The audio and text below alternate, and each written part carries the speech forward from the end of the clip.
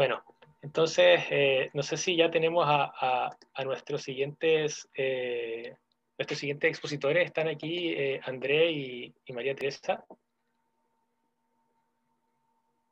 Sí, aquí estoy yo, Camilo. Perfecto. María Teresa, ¿estás ahí?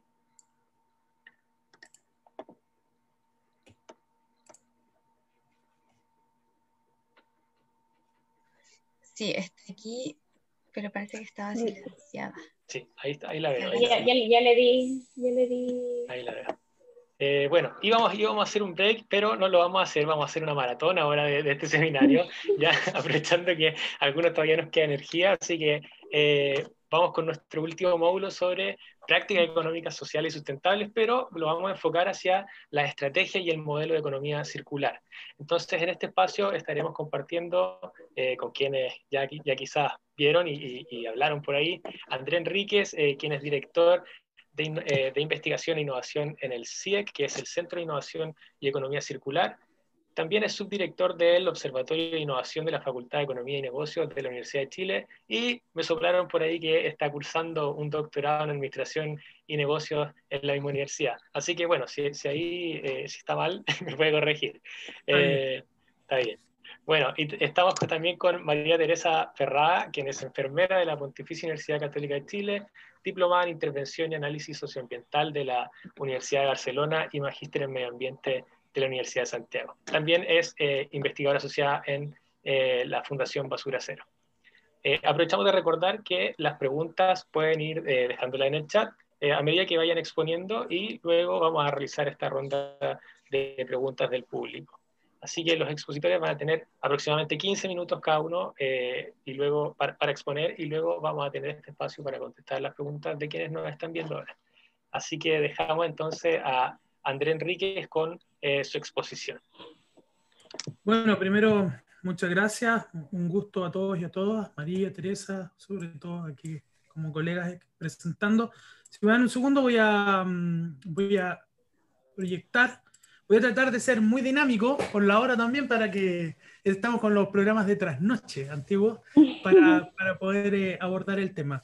Y voy a partir con algo que no es nuevo decir, como las obviedades que estaba escuchando atentamente la conversación anterior de los panelistas, y creo que hay temáticas que ya están bastante presentes en la discusión, que uno podrá conocer con mayor o menor profundidad, pero no es nuevo decir que nuestra población mundial va a llegar a 9.000 millones de personas, y eso es por lo menos hoy día lo vemos como un problema que tensiona la provisión de servicios públicos, que tensiona el uso de los recursos, que en definitiva tenemos una población que va más allá de los recursos que parece que hoy día somos capaces de tener, y que cómo les podemos entregar bienes y servicios. Que no es nuevo, que eso también se relaciona con el escenario de las emisiones en términos de efecto invernadero y las problemáticas de cambio climático, como mostraba muy bien Luis desde los datos de la CEPAL, que para todos los casos, también no es nuevo decir que incluso con acciones desde el punto de vista de políticas públicas, igual vamos a estar enfrentando un escenario de cambio climático. O sea, eso ya no es nuevo decirlo. Como tampoco no es nuevo decir que todos estos elementos tienen una serie de costos sociales. Por ejemplo, más de 821 millones de personas con desnutrición en nuestro planeta, que si las condiciones medioambientales siguen, digamos, siendo críticas y profundizándose, eso sigue aumentando, que vamos a tener más de 35 millones de personas afectadas en zonas costeras por el incremento en el nivel del mar, o 2 millones desplazadas por desertificación, que esas 2 millones de personas además coinciden no con los segmentos socioeconómicos más altos de las sociedades, sino justamente con los más pobres. Más que ustedes le pueden sumar todo lo que es la migración forzosa, producto de guerras y otros conflictos. Y entonces, lo interesante es que, si bien no es nuevo decirlo, hoy día lo incorporen en su relato las corporaciones como Iberdrola en el caso español, y cómo afecta o cómo afectaría también al desarrollo de sus estrategias nacionales e internacionales.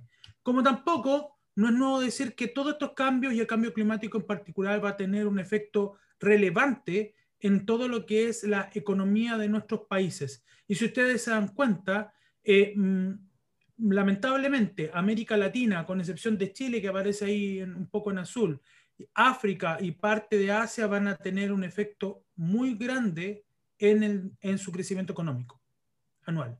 Entonces estamos hablando al 2100. Sí, y uno podría tomar la mirada, bueno, pero estamos recién en el 2020, pero el problema es que quienes diseñan política o quienes tienen que tener una responsabilidad a nivel social tienen que mirar el largo plazo, no solamente el corto plazo sobre el cual ellos viven. Como tampoco es nuevo esto que vivimos nosotros mismos.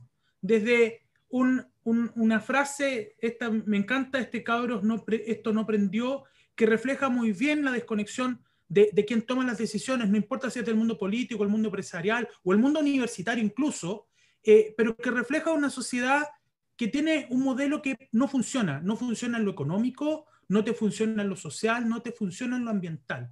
Ya está lo que nosotros hemos visto que se llena de discursos, pero es bastante interesante de lo que ha pasado. Entonces, de todo esto que no es nuevo hablarlo, o no es nuevo leerlo, o no es nuevo escucharlo en distintos espacios, en realidad la pregunta está hoy día en cómo logramos dos cosas: mitigación y adaptación.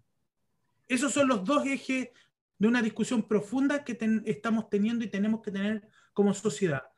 Por una parte, tenemos que mitigar los efectos que nuestro modelo económico, social, cultural, como ustedes lo quieran revestir y complejizar, está teniendo, porque hay cosas que no podremos, ¿cierto?, cambiar completamente. Y segundo, es cómo nos adaptamos.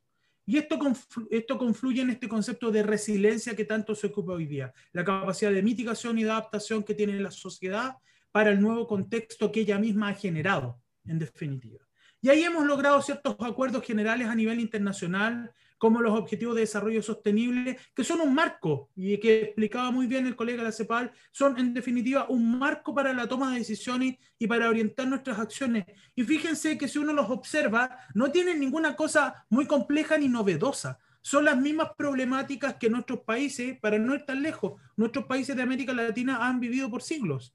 El tema de la pobreza, el tema del hambre, el tema de la falta de acceso a salud y bienestar, el tema de la calidad y el acceso a la educación, la igualdad de género, el tema del agua, las energías o descarbonización, el tema nueva industria, innovación e infraestructura. Me gustó mucho una de las afirmaciones que hacía nuestro colega de la CEPAL, pero también había que verle el lado B. Cuando él decía importar o abrir el espacio para importar tecnología, hoy día la discusión es cómo América Latina genera su propia tecnología, pero es muy difícil cuando nuestros países gastan el 0,6% de su Producto Interno Bruto en innovación o I+D. Entonces, tenemos estos desafíos, este marco que aparece aquí con colores, no es nada más que el sentido positivo de una serie de brechas que nuestra región ha tenido históricamente y que tiene que solucionar. Ahora, la pregunta que uno debería hacerse, y aquí ya voy a entrar en el terreno directamente de la economía circular, es ¿por qué llegamos a la conclusión de que toda esta obviedad, ¿cierto?, requiere ponerse objetivos de largo plazo, globales, pero específicamente para nuestra región? Y es básicamente porque en el modelo económico sobre el cual hemos construido nuestro sentido de desarrollo no da el ancho para lo que en la práctica sucede con nuestros países y con nuestro planeta.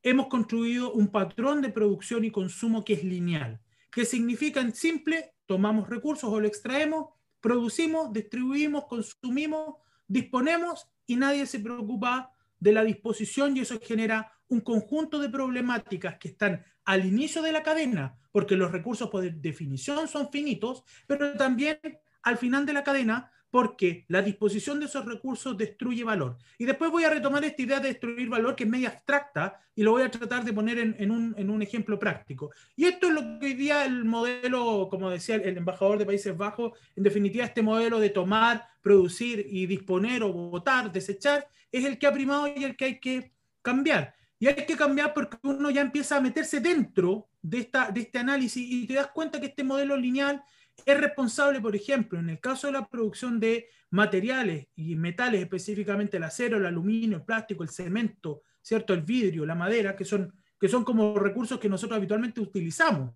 Y sobre todo se puede ver con un ejemplo bien claro en la construcción. Producen el 20% de las emisiones de gases de efecto invernadero a nivel planetario, o el 95% del uso del agua se consume en estas actividades, o se trabaja el 85% de la tierra en uso. Entonces estamos hablando que 8 materiales son responsables de parte importante, ¿cierto?, de estos efectos del cambio climático, pero a su vez son estos materiales y es esta forma de producción lineal la que nos tiene atrapados en un nudo. O en un área que nunca hablamos y que ha tomado cada vez más fuerza, cuando hablamos de la moda y lo textil. O sea, de lo que estamos hablando hoy día tenemos datos de la Unión Europea, progresivamente están saliendo datos de nuestra región, la cantidad de ropa en Europa creció en su consumo, en su compra, 40%, pero solo el 1% es reutilizado o reciclado. O sea, quiere decir que eso se va directo a disposición o termina en algún lugar. Y esto estamos hablando que en términos del efecto sobre el medio ambiente, el caso de efecto invernadero y otros alcanza entre el 2 y el 10%, todavía tenemos incluso problemas para medirlo. Entonces, también a esto se suma el alimento. Qué paradójico, yo creo que desde niño no sabía nada de universidades ni nada cuando niño, pero siempre me llamó la atención que habiendo tanto alimento, siempre había gente con hambre en ciertos lugares. Y aquí te das cuenta, hoy día que soy un adulto, que nosotros en realidad tenemos un problema de diseño, y eso lo vamos a retomar respecto a la basura en distintos países. Fíjense que hay una relación obviamente lineal entre el caso de tu tamaño como país y lo que tú desechas. Y aquí nosotros vemos en el caso del alimento cómo también hay una pérdida de alimentos constante en nuestro modelo económico. O sea, se produce, y lo podemos ver en la agricultura, se produce y se desecha y no se vuelve a reutilizar. O en el caso de los servicios, cuánto alimento se pierde, ¿cierto? Después que tú no te lo consumes entero. Entonces, esas problemáticas que son bien reales y bien concretas son el resultado de un modelo lineal. Entonces, la pregunta es, ¿cómo salimos de ese nudo que tenemos? Porque por una parte, el discurso te dice, mira, los países necesitan desarrollarse para generar bienestar a las personas. Eso es una declaración sobre la cual no podemos estar sino de acuerdo. Nadie podría decir, no, no queremos desarrollo. El problema es sobre lo que construyes ese desarrollo. ¿Cómo entiendes ese desarrollo? Si tu desarrollo es puramente económico, lo cual se ha discutido bastante, obviamente que es una miopía no solo conceptual, sino práctica. El desarrollo es más complejo que el puro crecimiento económico. Incluso la declaración de crecimiento económico tiene que lidiar con conceptos como distribución. Por lo tanto, tú abres el scope y algo que ustedes deben manejar muy bien, tú dices, bueno, no es solo económico, es social y es medioambiental. Perfecto, es social y medioambiental en la declaración y en la intención. Pero ¿sobre qué está tensionado? ¿Sobre qué está proponiendo algo distinto? Sobre un modelo que ha sido históricamente lineal y que está causando una serie de efectos que ya los vivimos. Los vivimos en todos los planos, desde la salud, como María Teresa seguramente va a profundizar, hasta, ¿cierto?, el mismo sistema económico, porque es ineficiente. Y lo que uno no dimensiona es que cuando uno genera desechos es ineficiente desde el punto de vista de la producción. Y entonces ahí surge este concepto de economía circular, y tomo la definición que ya es un estándar internacional que plantea el MacArthur Foundation, que dice que la economía circular es restaurativa y regenerativa por diseño. Y que lo que busca es tener básicamente los productos, los componentes y los materiales bajo una máxima utilidad de valor en el ciclo. En simple, yo lo puedo ver desde manera macro. Lo que buscamos es desacoplar el uso de los recursos y la energía del crecimiento, para hablar solo del crecimiento económico. Pero por otro lado, te está diciendo que hay dos grandes dimensiones, que hay una dimensión que se llama restauración y hay una dimensión que se llama regeneración. Y eso va a estar relacionado con los famosos ciclos técnicos o los ciclos biológicos. Cuando nosotros hablamos de regeneración, estamos hablando de la tierra, estamos hablando de los ecosistemas. Hay que regenerarlos, porque ellos han sido capaces, desde antes de la existencia del ser humano, de vivir en equilibrio, ¿ya? El ser humano desequilibra los sistemas, incluso es capaz de desequilibrar sus propios sistemas sociales. Y por otro lado está el sistema técnico, que está relacionado con la restauración de la materialidad. O sea, en la práctica, cuando nosotros hablamos de tomar un componente y reutilizarlo en otra máquina, de remanufacturar algo, estamos hablando del componente técnico. Entonces, hoy día hemos logrado aquilatar esta idea, y aquí por eso no lo mostré antes porque quería explicarlo, de que la economía circular lo que busca es a partir del diseño, o sea, de la etapa primera de lo que significa la producción de un bien o servicio, evitar la generación de residuos. Me gusta ser poco políticamente correcto y yo hablo de basura, derechamente, porque el residuo parece que lo pusiera de forma elegante a lo que nosotros llamamos en América Latina basura, que es lo que está ahí. Entonces, lo que hace la economía circular es entender que tiene nutrientes biológicos que los toma, extrae nutrientes técnicos y la energía que está acá arriba, extrae, produce, pero trata de ir cerrando el loop, o sea, reparar, remanufacturar, reutilizar, reciclar, y por el lado de los sistemas o ecosistemas, regenerar. Ahora, nosotros en particular, además de tener esta visión y compartirla con Ellen MacArthur, lo que nosotros le agregamos es que no se puede entender la economía circular sin hablar de otras tendencias que voy a retomar rápidamente después, como la industria 4.0, que viene a desmaterializar ciertos procesos productivos y creemos que son una cosa positiva que tenemos que aprovechar. Pero quizás esto no lo hemos visto tan claramente y me voy a detener muy brevemente. Siempre decimos que la economía lineal, que es esta que está acá, agrega valor en todo el proceso productivo hasta el usuario, quien finalmente destruye valor. ¿Por qué? Porque lo desecha. Pero lo que no te dice la lámina es que hay dos destrucciones de valor. La primera es la destrucción evidente del bien que estás desechando, ¿cierto? Porque ahí perdiste materiales. Si hay, súper claro, si hay litio, botaste el litio que había ahí. Si hay pantallas que se podían reutilizar, botaste pantalla, si hay un celular o cualquier componente. Y esa es la destrucción intrínseca que hay de valor de un bien. Pero hay una segunda destrucción de valor. Todo bien que se desecha tiene que quedar en algún lado por definición. Entonces la pregunta es, ¿dónde quedan los bienes que se desechan? Y tenemos al menos dos posibilidades desde el punto de vista normativo. O en un lugar legal o en un lugar ilegal. En la tierra o en el mar, porque todavía las cosas no las podéis poner flotando en el aire. Entonces tú tienes dos sectores y también dos condiciones legales. Y ustedes se darán cuenta que en cualquiera de los dos donde queda hay una destrucción de valor secundaria. ¿Por qué? Porque las comunidades que viven en torno a esos espacios donde se acumula legal o ilegalmente la basura, empeoran su calidad de vida, sus propiedades valen menos, su salud se deteriora. Por lo tanto, no solamente tenemos nosotros una destrucción directa del bien, sino que una destrucción indirecta. Y podemos ampliarlo si ustedes quieren, porque además, si esos componentes terminan, hablaba con unos colegas de Paraguay, si terminan en un afluente, esa agua se contamina. Entonces, no solamente va a afectar a la comunidad directa donde están la basura, sino que kilómetros más abajo donde se está reutilizando el agua para los cultivos. Y esos cultivos después se venden en un mercado.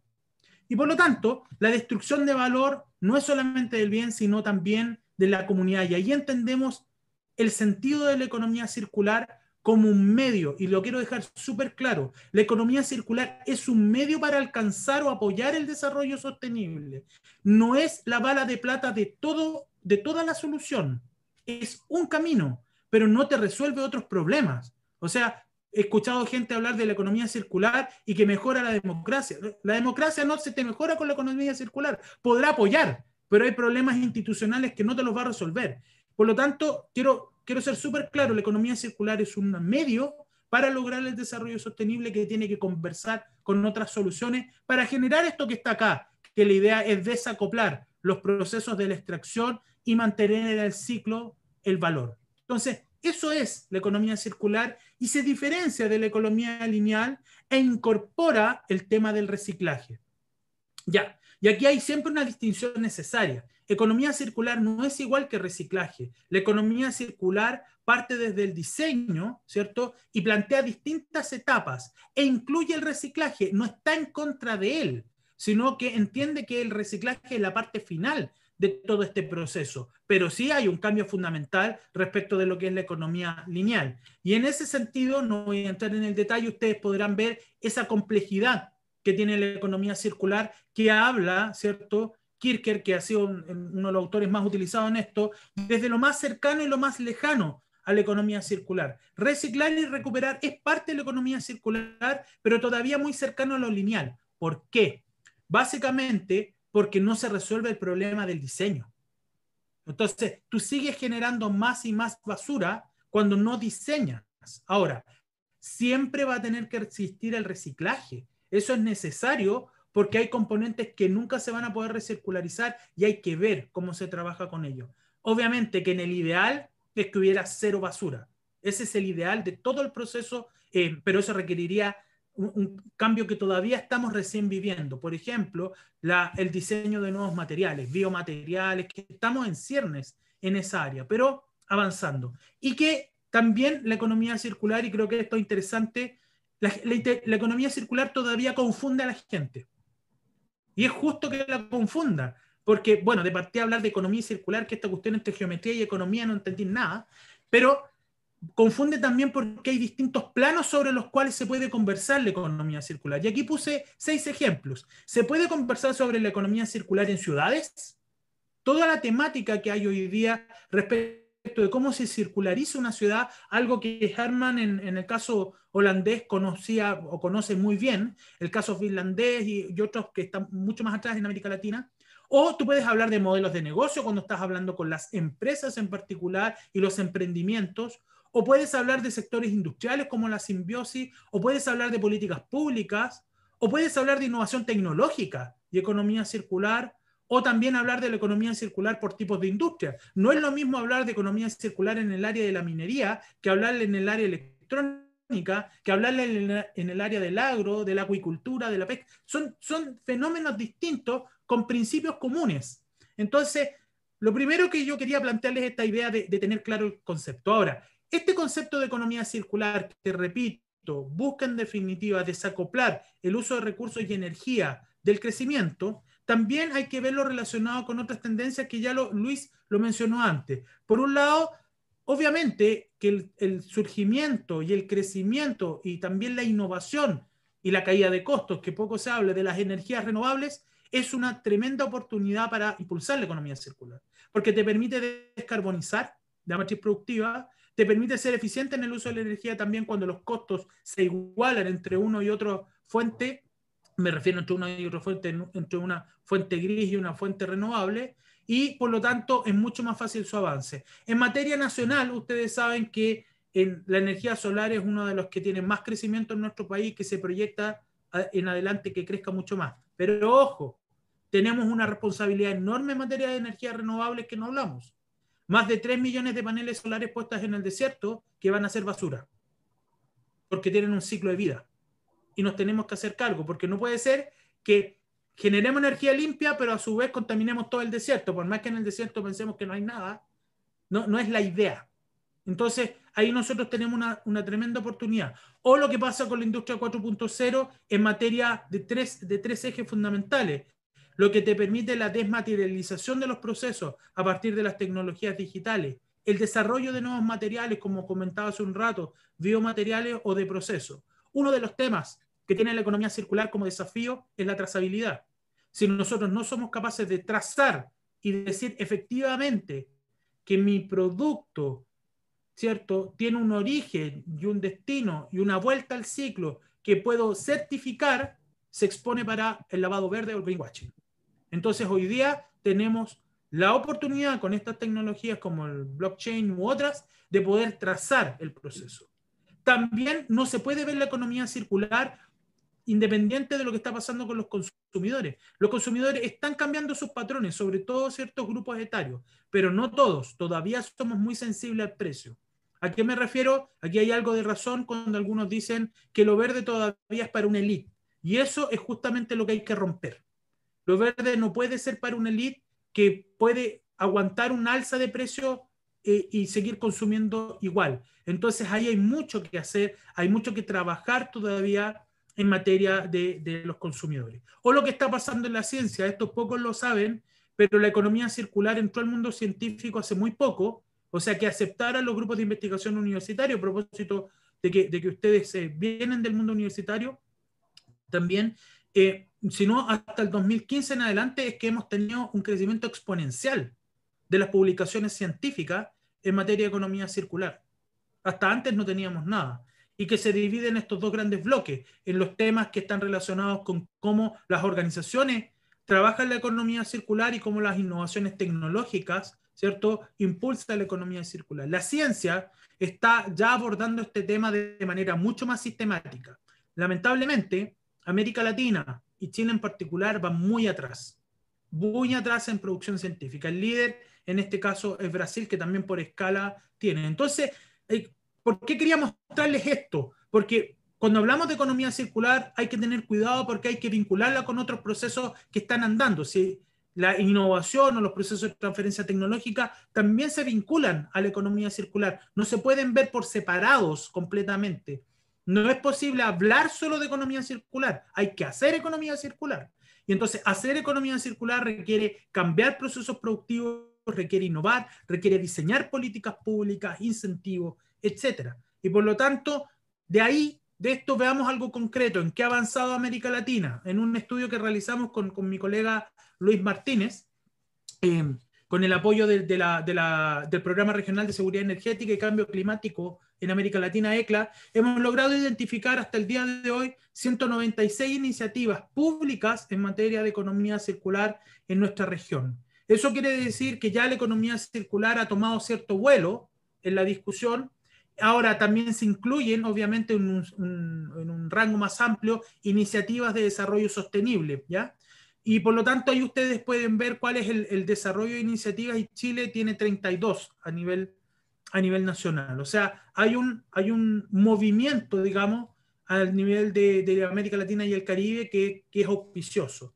Asimismo, estas iniciativas, si ustedes pueden ver, y aquí hay algo interesante, están muy cargadas al nivel local, y eso es muy bueno, ¿cierto? Provincial, regional y fuertemente nacional. O sea, a nivel nacional son básicamente discusiones que tienen que ver con políticas o estrategias nacionales, como en el caso colombiano. Hoy día Ecuador está hablando de su hoja de ruta de economía circular. Chile la está terminando, está en la última fase. Por lo tanto, hay mucho a nivel nacional que se está dando en nuestros países, y hay mucho menos a nivel local, y creo que ahí hay un desafío enorme.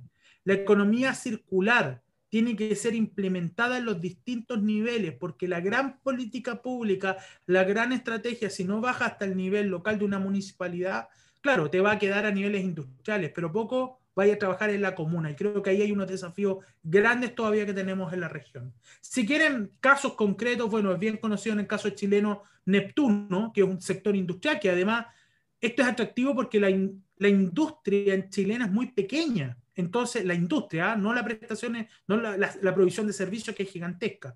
Entonces, Neptuno ha aplicado un modelo de economía circular que ha sido capaz de demostrar los beneficios, y eso funciona como un ejemplo para otras empresas que quieren abordarlo. O un caso colombiano súper interesante que yo les digo que lo exploren, que es en el caso de LifePack, que ellos, a partir del desecho de distintos alimentos, están creando estos platos germinables. Eso es fantástico, o biodegradables completamente, con un proceso que se circulariza completo. Entonces, ahí ustedes tienen que en nuestra región, con nuestra realidad, con nuestra falta de presupuesto en investigación y desarrollo, con todas nuestras problemáticas, hay emprendimientos y hay empresas que logran generar modelos de economía circular. O en el caso peruano, cómo ellos trabajan con los residuos en el área de alimentos. Incluso te da datos concretos. Por ejemplo, en Lima se generan 10.000 toneladas de residuos al día, de los cuales solo el 4% es reciclado, y el 51% de los recursos de estos son orgánicos. O sea, si son orgánicos, se pueden circularizar completo. Y aquí el caso de Pipo, que ha impulsado con su empresa este trabajo, que además tiene una componente social muy importante, porque genera una red de recolectores, como llamábamos antiguamente, en la base de la pirámide, que es muy rico. O el caso chileno, en un área que siempre es compleja, el plástico. A propósito que hablamos de Converplast, cómo ha ido circularizando su empresa, y entender este concepto, yo creo que es digno de mencionar lo que están haciendo, y con su otro proyecto que se llama Matando Cabos con los pescadores, a propósito de retirar el plástico de las redes de pesca del mar. O ya, si se quieren ir a Países Bajos, para hacer un cariño a Germán, que está acá, de Better Factory, de cómo ellos transforman el plástico en un producto de diseño. Claro, nos queda un poquito más lejos, pero quería mostrarlo, el caso de Piñatex, que es un caso que partió en Filipinas, que a partir de los desechos de la piña generan un reemplazo al cuero. Entonces, hay ejemplos de cómo se circulariza, pero todavía no tenemos un modelo de economía circular extendido. En eso estamos tratando de convencer a toda la gente. Y los avances en Chile son interesantes. Bueno, hay el pacto de los plásticos, la hoja de ruta en la construcción, la gestión sustentable de los residuos, la hoja de ruta de economía circular en general que les había mostrado, también la ley de reciclaje o los prototipos de innovación en economía circular. Y aquí, ojo, que salvo Uruguay, y Brasil lo dejo aparte, salvo Uruguay, Chile es el otro país que partió poniendo recursos desde la Corfo para hacer innovaciones en materia de economía circular.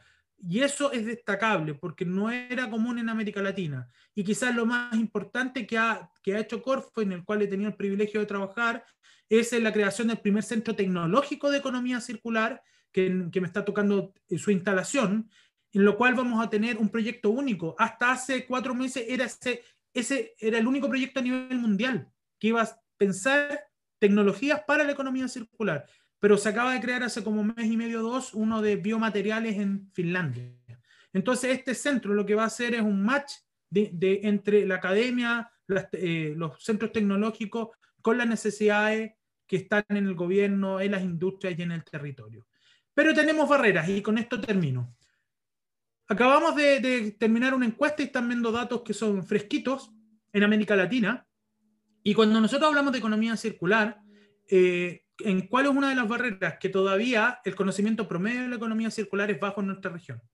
Y por lo tanto, por ende, en nuestros países. Estamos hablando de que un 53 más un 8%, o sea, un 61,9%, tiene un conocimiento bajo en economía circular en nuestros países. De hecho, tenemos data mucho más específicas. Y otra barrera, y aquí es muy importante, todavía se asocia fuertemente economía circular igual a reciclaje. Si solamente asociamos economía circular al reciclaje, no vamos a avanzar, porque vamos a apuntar todas las acciones y toda la energía al reciclaje, lo cual está bien, pero tenemos que ir cadena arriba o río arriba, preocuparnos del diseño. Eso implica, por ejemplo, a propósito de un llamado a las universidades, que las escuelas de diseño en nuestro país tienen que cambiar sus programas de estudio, tienen que cambiar su forma y tener gente que esté saliendo de las universidades en diseño industrial y en ingeniería pensando en estos temas ya incorporados.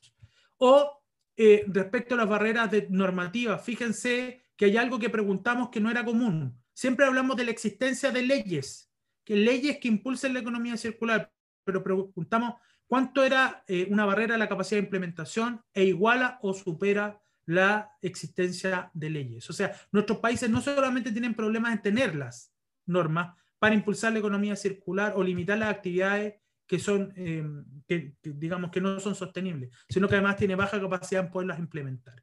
Y finalmente algo que no se muestra en un informe de Europa o no se muestra en otros informes, que una gran barrera y amenaza para la economía circular es la corrupción. El 47% de las personas que respondieron, que fueron más de 500 en América Latina, que tienen conocimiento en economía circular, en producción más limpia o desarrollo sostenible, o sea, no es cualquier persona, son gente que está trabajando en el área, consideran que es una gran amenaza a la corrupción para nuestra región. Y vuelvo a lo que partí. La economía circular no es un fin en sí mismo. La economía circular es un medio, pero tiene que dialogar con otros procesos. Si la corrupción existe, es un problema de la institucionalidad, que nos gusta tanto hoy día este concepto, de nuestros países. Y eso no te lo resuelve la economía circular. La economía circular no resuelve el problema de corrupción. No, tenemos que trabajar en paralelo en reducir esos problemas para que la economía circular siga avanzando. Entonces, les quería compartir esto. Sé que me pasé un poquito, siempre me paso, pero era para darles también algunos datos concretos de lo que está pasando hoy día en la economía circular en nuestra región. ¿Ya? Gracias. Muchas gracias. Bueno, ya que nombraste algunos dichos chilenos, yo te puedo decir, me pasé, po. Pero no, muy interesante la presentación, la verdad. Aquí anoté algunas cositas. Es verdad que existe, yo considero que existen algunos problemas al medir las consecuencias de las nuevas tecnologías. O sea, por ejemplo, se nombró el caso de los paneles solares, ahí tenemos una deficiencia al momento quizás de lanzar estas nuevas propuestas sin hacer un estudio muy exhaustivo de los riesgos que esto puede conllevar. Y por otro lado, también me pareció muy interesante que cómo se enlaza toda esta temática de la economía circular con la corrupción, algo que yo al menos no había asociado antes. Y bueno, ahora vamos a pasar con, nos va a exponer María Teresa, quien dará un giro, como ya le hicimos un guiño anteriormente, va a dar un giro hacia el área de la salud, un sector que la verdad ha sido muy afectado en el contexto actual, obviamente debido a la pandemia, y donde también podemos mejorar muchas cosas. María Teresa, queda, queda todo a tu cargo ahora. Ya. ¿Se está viendo mi pantalla o no? Todavía no. Sí, Eres tú. Ahora sí. Ahora sí. Ahí sí. Sí. Espérate que... Bueno, muchas gracias por la invitación. Yo hoy día vengo en representación y como parte de la Fundación Basura. Yo participo particularmente en el área de investigación y ahí les voy a contar un poco qué hemos desarrollado en la Fundación. Contarles también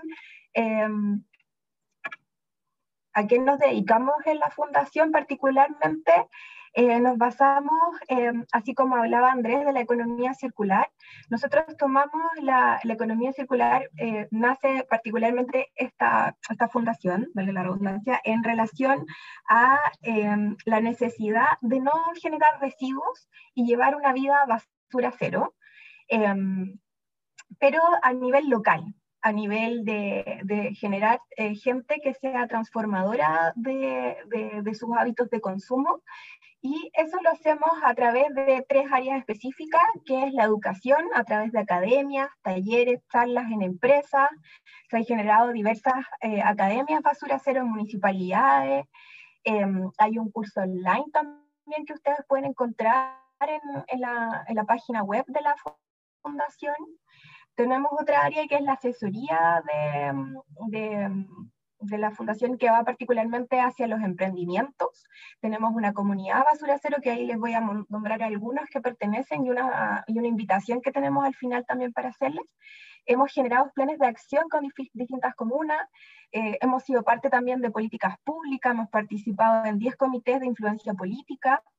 Y finalmente tenemos el área de investigación, que es en el área donde yo participo, donde hemos levantado datos para tener de forma más concreta evidencia de cómo se genera el impacto de la basura y cómo también generar con estos datos políticas públicas y fuerza en relación a lo que estamos procesando. Nuestra participación a nivel en Chile, hemos estado prácticamente en todas las regiones de Chile, desde Arica a Cochrane, en distintas áreas, tanto en asesorías, educación, investigación.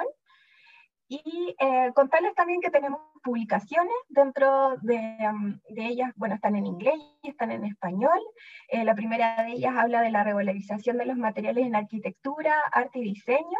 La segunda ya es bien bonito este libro porque habla desde la teoría, el acercamiento a la basura cero y cómo implementar en el día a día esto. Y el tercero está más orientado hacia los niños, con unas ilustraciones bien bonitas. Ahora, nuestro lema y convicción es que la basura no existe, y esto viene de la base, bien como hablaba Andrés, de que es un error de diseño. La naturaleza, no existe el concepto de lo que nos sirve. En el fondo, el concepto de basura lo creamos nosotros como seres humanos para darle esta etiqueta a lo que ya no podemos ni reincorporar ni valorizar nuevamente. Por lo tanto, este es nuestro lema, y por lo tanto también llevamos e intentamos acercar a la gente a cómo vivir una vida sin residuos. Esta gráfica de a continuación fue una gráfica creada por la fundación particularmente, que se basa en la economía circular, pero está más aterrizada hacia lo local, hacia el ciudadano común y corriente, y que también tiene los tres ejes que son el prevenir, el prolongar la vida de los utensilios, y cuando ya no podemos hacer esto, el gestionarlo. Y nosotros participamos, como les decía, desde todo el ciclo para incentivar a las personas que sean parte de esto. Ahora, ¿cómo esto ya es aterrizándolo un poco a la vida diaria? Tenemos el uso, por ejemplo, de la toalla NOA, intercambiarla por una toalla de tela, el típico uso de la botella plástica por el uso de la botella de acero inoxidable, lo que estuvo bien en boga hasta algún tiempo atrás, el uso de las bombillas desechables por uso de bombillas de acero inoxidable, y acá yo ya me voy a ir acercando a lo que nos trajo la pandemia, que es el uso de estos utensilios que no teníamos incorporados en nuestro día a día, pero que tuvimos que hacer parte para no contagiarnos del virus, que son el uso de la mascarilla y los guantes. Y que nosotros también postulamos que podemos usar mascarilla reutilizable de tela. Y acá voy a dar mi misión como enfermera para que en el fondo no digan, oye, pero dicen que deberíamos usar la quirúrgica porque es más efectiva. Sí, efectivamente, la mascarilla quirúrgica es mucho más efectiva que una mascarilla de tela, puede tener mayor duración, por así decirlo, pero la CDC, que es el Centro de Diagnóstico de Enfermedades de Estados Unidos, que es una organización que a nivel mundial tiene un peso importante, que de hecho la OMS también la reconoce en sí, ya la establece como un utensilio que puede usarse para las personas de un común y corriente, ¿ya? Tiene que cumplir ciertas características, es decir, que tenga de 2 a 3 capas, que no esté rota, una serie de cosas que ustedes pueden buscar, pero en el fondo lo que postula, y que aquí quiero hacer mucho hincapié, es que nosotros, las personas que no estamos cara a personas enfermas o que no trabajamos en centros de salud, no usemos las mascarillas quirúrgicas, sino que le dejemos ese uso a las personas que realmente lo necesitan, y que nosotros usemos las mascarillas de tela. Ahora bien, en relación a esto, fue un artículo que nosotros, en conjunto con Nicolás Labra, en el mes de agosto lanzamos en la fundación. En él lo que hicimos fue levantar datos. Fue muy difícil poder encontrar datos en ese momento porque fue en el mes de junio, julio, de cómo había afectado la pandemia los residuos clínicos. La verdad es que empezamos a indagar y bueno, ya sabíamos que los datos iban a ser importantes, o sea, que íbamos a encontrar un gran número, pero en verdad los datos fueron abismantes en base a lo que fuimos viendo. Y, por ejemplo, los primeros obvios que tuvieron datos en relación a esto fue Hubei, China, en que la generación de residuos médicos aumentó en más de un 370%. Cuando seguíamos indagando, Wuhan, que fue, ustedes saben, donde se generó el virus y dio paso a la creación en el fondo hacia el mundo, tenía que de un estándar normal de 40 toneladas diarias, había estado en un pic de 240 toneladas diarias. Los datos en América Latina no eran diferentes. Tuve la oportunidad de participar en un seminario en relación a esto, y Colombia, en Colombia se desarrolló un estudio a través de la empresa Velopez, que es una empresa que recolecta residuos clínicos y aparte se dedica a su procesamiento, y ellos ya tenían datos que había pasado, hicieron un estudio súper detallado de cuánto en toda la región de Colombia, y para las personas hospitalizadas habían pasado de 2,04 kilos a 8 kilos por paciente, o sea, 6 veces más. En Chile los datos no eran distintos. En este mismo seminario participó el gerente comercial de Veolia, una de las empresas en Chile que se dedica a la gestión de este tipo de residuos, y él daba el dato que para él como empresa ya habían aumentado en un 230% la generación. Todos estos datos al mes de junio de este año. O sea, como les digo, estos son datos que se encontraron en ese momento. Sería increíble poder contar con datos actualizados, pero creo que nos caeríamos más de espaldas, porque aquí todavía no estábamos en el pic de la pandemia.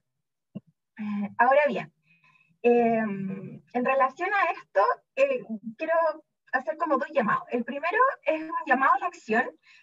Yo sé que acá no está participando mucha gente de salud, pero les dejo la invitación a ustedes como participantes para que inviten al área de salud. Yo siento que hoy en día cada vez está más en boga esto de generar puestos de trabajo sustentables, pero siento que desde el área de salud tampoco nos hemos involucrado tanto. Somos parte de la solución porque estamos conteniendo la pandemia en este momento, pero también estamos siendo parte del problema. Los centros de salud en el mundo, y eso también hay datos, yo no los traje en este momento, tienen un impacto a nivel de las emisiones de gases de efecto invernadero importante. Si bien durante la pandemia no podemos hacer mucho porque estamos conteniendo la situación, creo que a futuro los profesionales y personal de salud tienen que hacerse parte de esto y como liderar también esta propuesta de mantener personas sanas y un ambiente sano. ¿No? Son inseparables el uno del otro.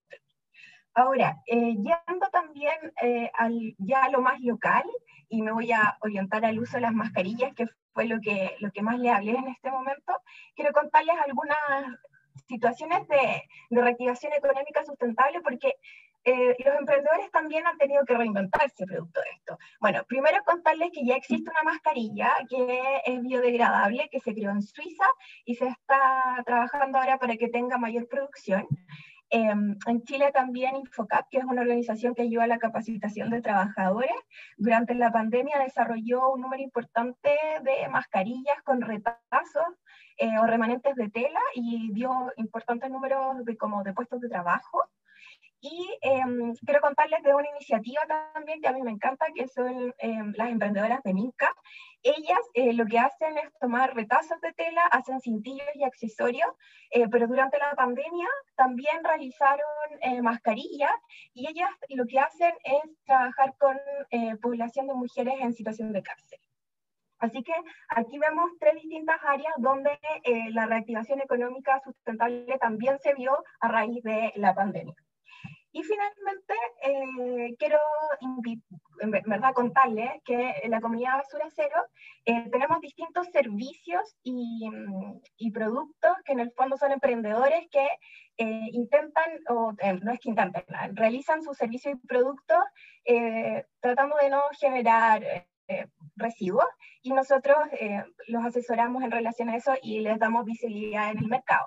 Y por lo mismo quiero dejarlos invitados para este jueves 10 de diciembre, para que puedan contarles a quienes quieran participar, de un nuevo curso que tenemos en la Fundación, que es para emprendimientos sustentables, y pueden hacer inscripciones a través de la página web que les dejo ahí, que es www.fundacionbasura.org, para que puedan participar e inviten a quienes crean que les gustaría participar de ello.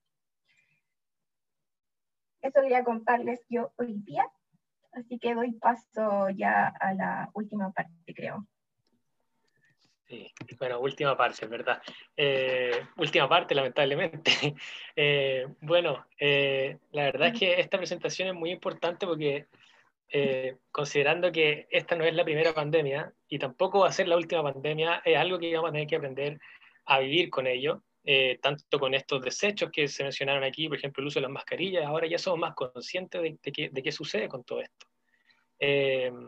Así que, bueno, ahora vamos a pasar a las preguntas del público, si es que hay preguntas de nuestros participantes en este momento. Catherine, no sé si me puedes ayudar con las preguntas. Déjame ver.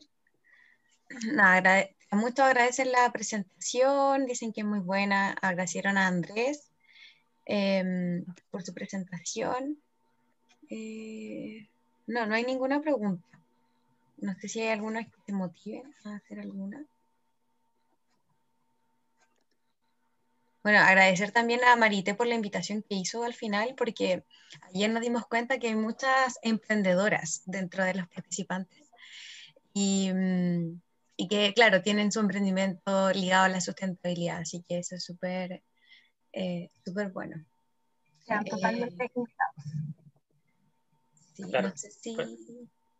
Los dos en realidad mencionaron el tema del emprendimiento y la verdad es que el emprendimiento dentro de la economía circular es algo muy importante. Y bueno, acá en Chile no sé cómo estarán los datos, pero al menos lo que se aprecia es que este último tiempo, debido a la pandemia, han habido más aumentos quizás en fondo a emprendimientos, más relacionados quizás con la pandemia, pero en general me parece a mí que Chile va por buen camino en el apoyo a los emprendedores.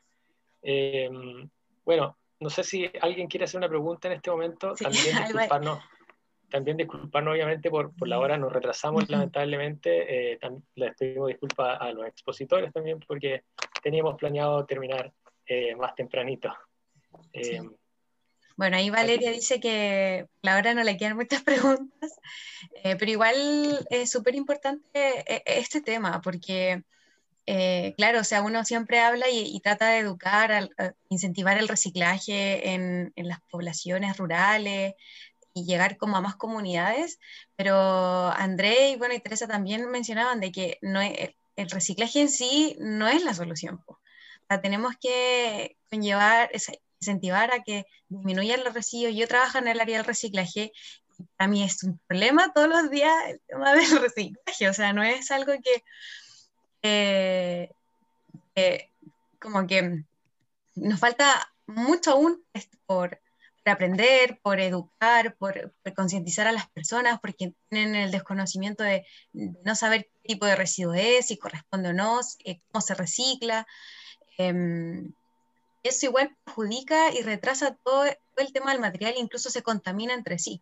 Entonces, yo siempre he incentivado la reducción de los residuos, pero estamos aún, creo, años luz de que las personas como que sean más conscientes de la cantidad de residuos que generan, porque de cuestionarse también el consumismo que uno mismo tiene.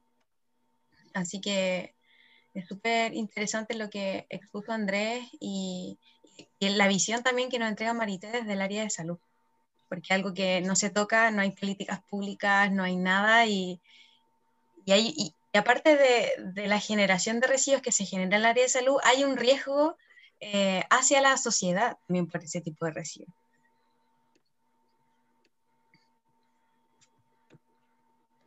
Sí. Bueno, si no hay preguntas, No hay más preguntas. bueno, como dije anteriormente, este ya es el cierre de nuestro primer día, así que ya comenzamos a despedirnos. Así que, bueno, agradecer primero a nuestros expositores André Enríquez y María Teresa Ferrá, o Marité, como le dicen más coloquialmente, por darnos a conocer estas temáticas que cada vez se vuelven más importantes y se logran consolidar en empresas, sistema público, el sistema salud.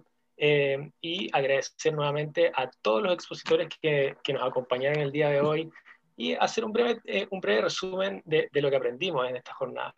Comenzamos desde las bases, conociendo el concepto de reactivación económica sustentable y aprendiendo a diferenciar conceptos como sostenibilidad y sustentabilidad.